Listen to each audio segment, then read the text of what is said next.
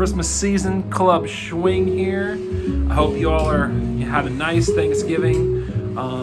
I would like to say that Mark and I did film, Big Mark and I, not my son, but Verge, Oregon Beer Force, as we like to say. Hey, there's my little buddy, the other Mark.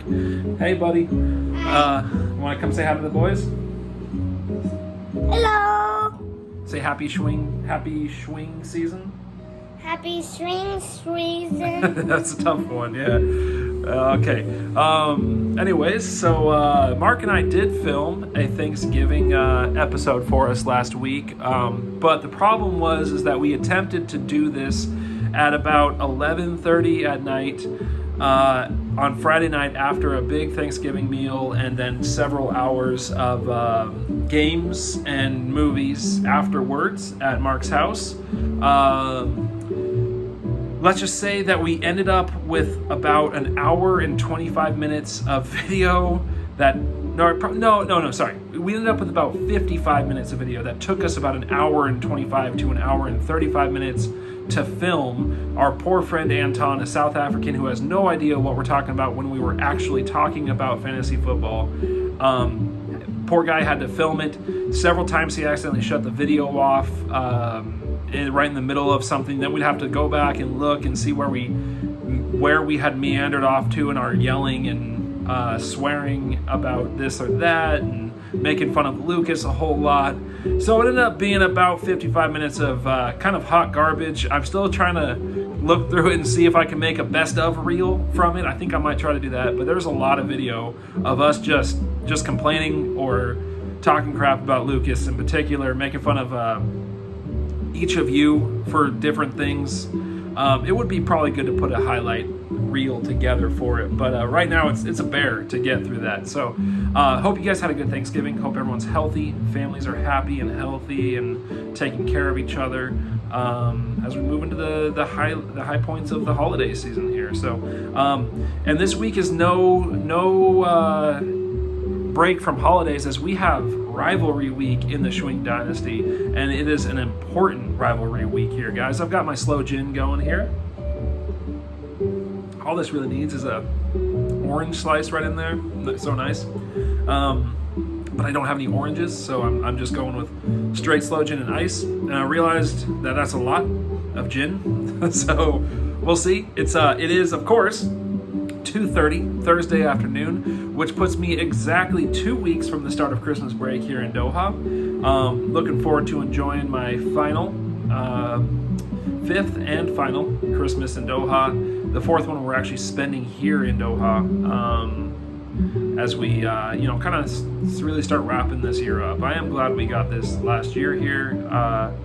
Felt like last year we were just too focused on leaving. This year we're trying to enjoy this final year more, get out and do some more stuff. So I'd say we're lucky to have this time in a country where kind of COVID is more under control. But it's hard not to be home. It is hard not to be home at this time of year. So hope you guys are all celebrating it well with your families and staying safe. And it's Rivalry Week for us. It is that. So we've got some really, really impactful and important games this week, of course, because playoffs start next week. We will have a couple teams on bye. I'm hoping to be one of them, but I'm not liking my chances of that right now. I'll get into that soon.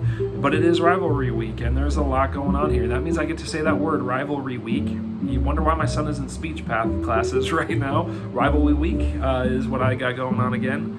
I get to do this twice in 1 year, although last time I didn't do a very thorough job of it. More of just a short shit-talking video. Yeah, it is. I'm going to do a full Rivalry Week episode here. Let's start with a very important game that is incredible. It's looking incredibly lopsided. That's Just Ducket versus Smoke and Mirrors, Phil versus Adam.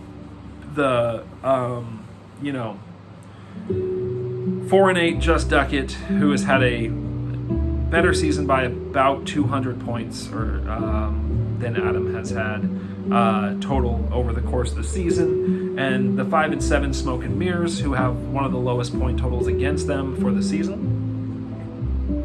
I'm telling you, Steve, I'm making some of this. I'm making you and your family a couple bottles of this when I get home. This is holidays in a cup. I cannot explain it. I'm just going to have to show you. Right now, Just Duck It, Phil is favored 173-96, which would certainly put it up for the large marge game of the week here. But Adam's 96 is not a final. He's got a couple players that he needs to fill in there. He doesn't have a lot of places to turn for those roster fills, but he certainly will have Drew Lock in his lineup instead of Teddy Bridgewater, who's on bye this week. That'll move his projection up by about 18 points, and then I think there's one more move he has to make. But this is a tale of injuries game for sure. Adam could have actually been in a very tight contest this week. He's got David Johnson, who started this year big, but I don't think anyone expected him to be a team changer, to make you a playoff team, I should say. But he was having a good season. And James Conner, two of his two best running backs, which is not good. That's not a good thing to say, but they are his two best running backs. Those two guys are on IR. Drew Brees is on IR. And Larry Fitzgerald, for what he is, at least it's a guy who could be in and could catch a touchdown pass, is also on IR. Meanwhile, Phil, his only IR players are Randall Cobb and Greg Olsen. Phil has lived the easy life on injuries this year. It has helped him to better scores than maybe I thought at times, but he has stayed relatively injury-free. Phil wins this because his team just is better right now, and he has a great chance at the playoffs. It doesn't mean he's going to make the playoffs if he wins this. There's quite a few things that have to happen for Phil to make the playoffs. Number one, he needs to win this, and he probably needs to hit his projection, or pretty close to it, and I'm going to explain why in a little bit. But first pick, I got Just Duck It taken down, smoke and mirrors. Man, I feel like I should be doing this from the inside of a coffee shop here. Whatever, I'm going to roll with it. It's kind of nice. I wish, kind of like to zoom forward to the next song, but this is one of those live YouTube stations where you can't, it just rolls with the Christmas jazz, relax, holiday jazz with happy Christmas atmosphere, Christmas music. That's one of those people who wanted to put as many words into their title as possible so that the most searches would hit them as possible. But anyways, so I've got Phil winning that game. Up next would be IKEA of McCaffrey, 3-9 versus the Oregon Beer Force at 7-5. We've got the now last place Lucas against Mark, who is on a slide but is still in the playoffs. Still keeping it together in the playoffs. He's locked in his playoff spot. It's just a matter of where he falls in the seeding, which does become important for who you play in the first couple rounds there. It is right now Oregon Bear Force projected to win 184-127, but Lucas does have two open positions to fill. The spread will be closer than this, but it's not that he's sitting on a lot of players that he can put in there and feel great about. I think it'll probably end up being Travis Fulgham at about 10 points projected. The Fulgham experiment kind of hit its peak, and now it's sort of it's kind of settling into a decent, solid player, a Sterling Shepard level of player is what I compared Travis Fulgham the last couple of weeks to. I have Sterling Shepard in my lineup this week. I expect 10 points from him. I don't expect too much more than that, and that's what you might find yourself getting from Travis Fulgham. He might become that kind of a player now that some more of their pass catchers are back. And I can't remember his other person he's going to put in. It's no one that's going to light the world on fire. But it's another 10, 11 point receiver. So he will increase his projection by about 20 points. So it will be 184-147. The Seahawks versus the Giants help Mark this week. Chris Carson in particular should be able to run that defense. But their pass defense has been pretty good. The Giants' pass defense has been pretty good. It's been limiting quarterbacks somewhat. And Russ has been struggling a little bit somewhat. Lucas's best chance is for Russ to continue struggling. And for Nyheim Hines to have one of his blow-up games where he catches 2 touchdown passes, adds about 8 more receptions, and ends up in the 25 to 35 range, that's his best chance of winning this game. Russ to struggle and Hines to blow up. I think that's what has to happen for Lucas to win this game. We'll see, but that's my projection, is that Mark will win unless those two things happen. One of those two things happens, I still think Mark wins. Both of those things happen, then Lucas has a shot to upset this one. It's not going to do anything to the standings, though, other than maybe affect seeding for Mark. Lucas is going to the toilet bowl. Mark is going to the playoffs with a win in week 13 in the rivalry week. All right, we've got I feel like I skipped a game here somewhere. There's someone I didn't talk about. Yeah, I did. I almost skipped right past that bottom game on my page here. Bottom game on my page, not of my heart, guys.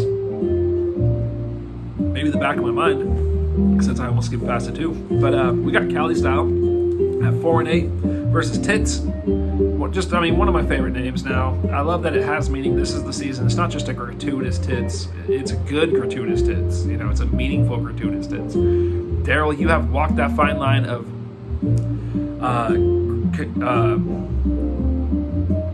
gratuitous. I almost lost that word for a moment. You've walked that fine line of gratuitous and meaningful, and you have done it like a boss. So just like you have with like vegan chef and making good food, you've walked that line. You've manned up and you've taken that line and you've made it a mile wide. Good job. All right.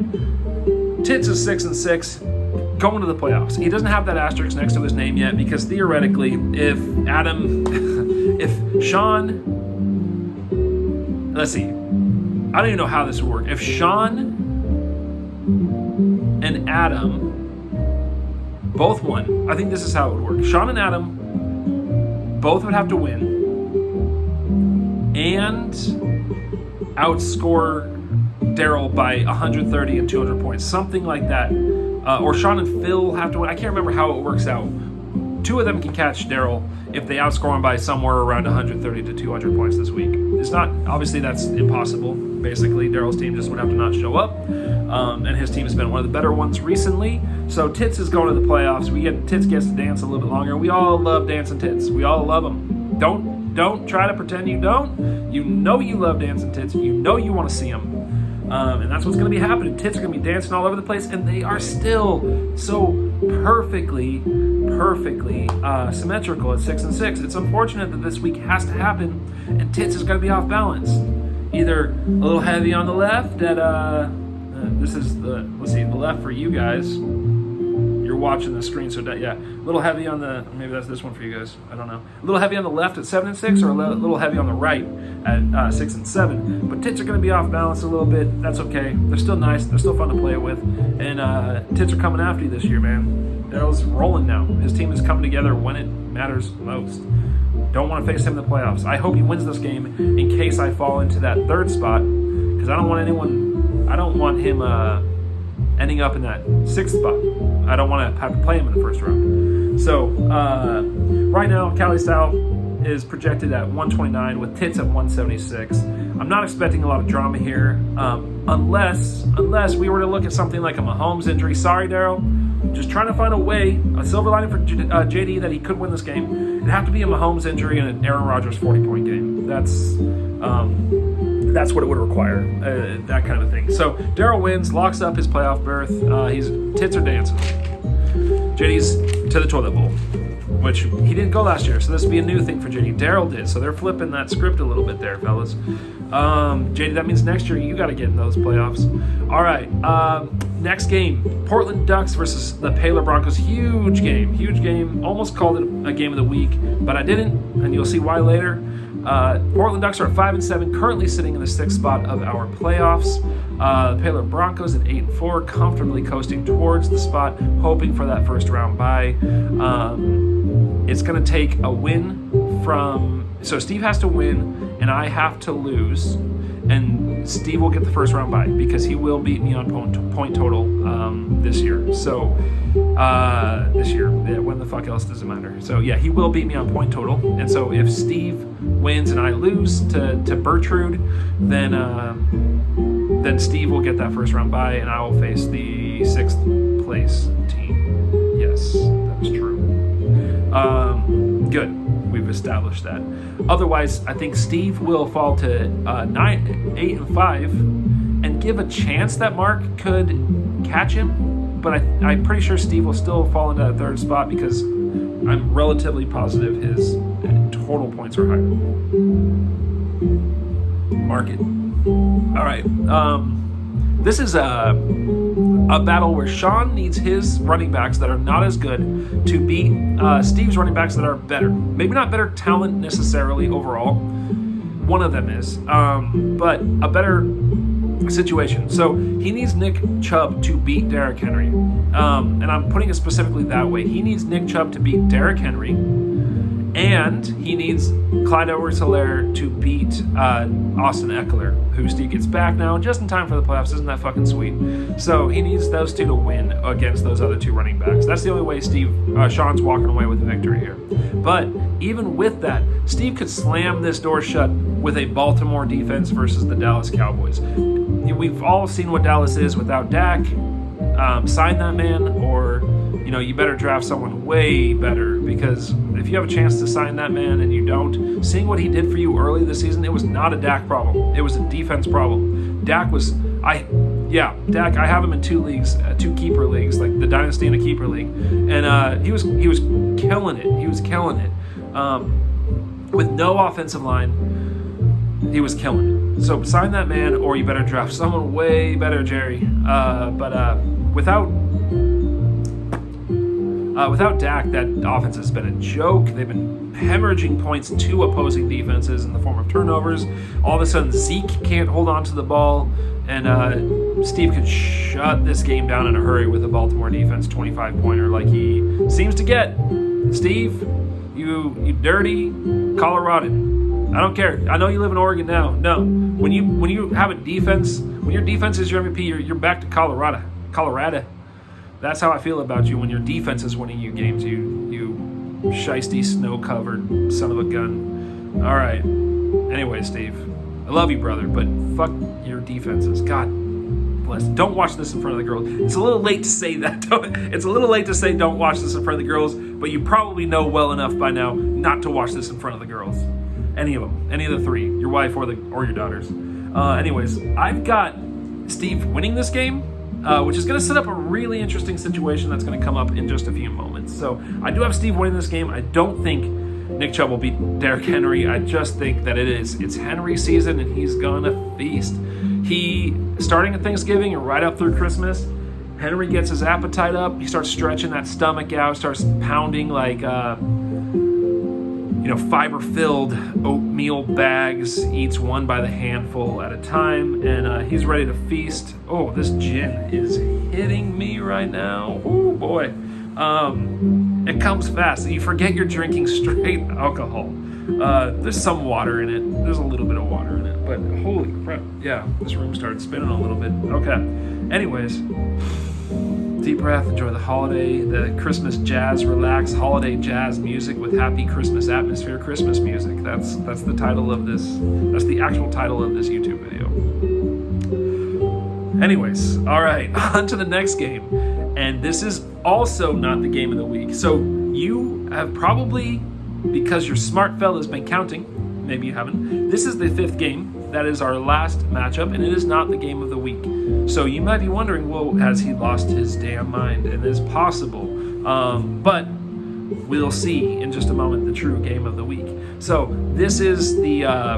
I had game of the week written on top of this one, and I crossed it out with my commissioner pencil.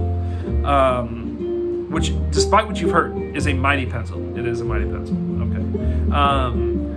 This is the fantasy eraser against the Hanoi Jays. This is Bert versus me. This is the 1 seed versus the 1 seed. We are currently tied at 9-3. I don't care if Bert's name is up higher because of his total points and his team happens to be better.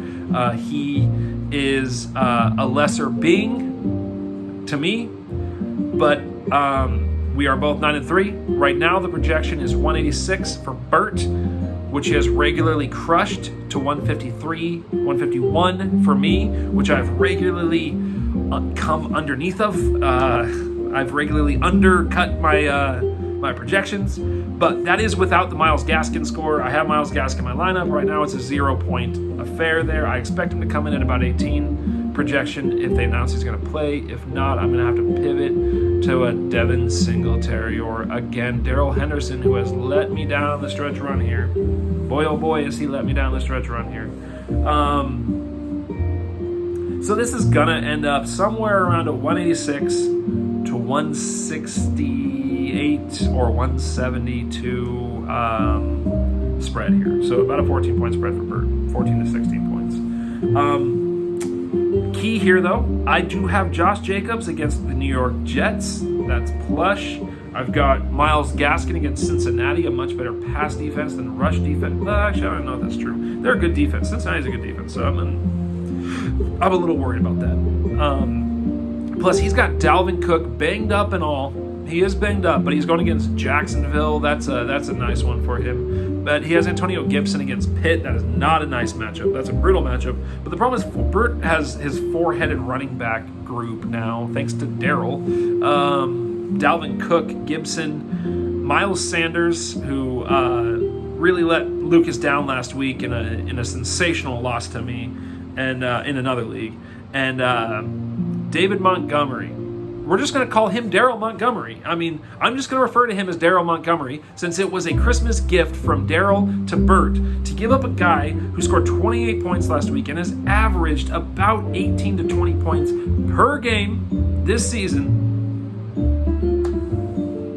for Chase Edmonds. And, the rest of that trash, I mean, Robert Woods is in that trade too. Burt got Robert Woods. Daryl, my God, you're not acting like tits. You're not acting like this is the season, man. You gave Burt 2 starters, and you got Chase Edmonds, who I don't even know if you're starting him anymore. Daryl Montgomery. It's not David Montgomery anymore. It's just Daryl Montgomery. That's who's playing for Burt's team. Apparently, Daryl Montgomery, which I don't know if you guys know this. This is for the rest of you out there. That's Daryl's actual name, is Daryl Montgomery.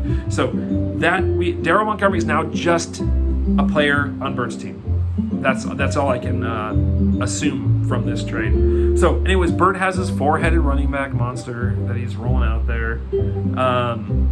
I need Darren Waller and Josh Jacobs to crush. I need them two against the Jets to have a chance in this game. And Burt just needs his 4 running backs to cruise, okay? I have Burt winning. I'm a realist. Unlike a few members of our league, I understand the position of my team, even with some nice wins that happen to happen. It doesn't mean my team is at the level of Burt's, even if I were to beat him this week. His team has been performing better. His team right now is stronger. I can admit that because I have a soul and good taste. So.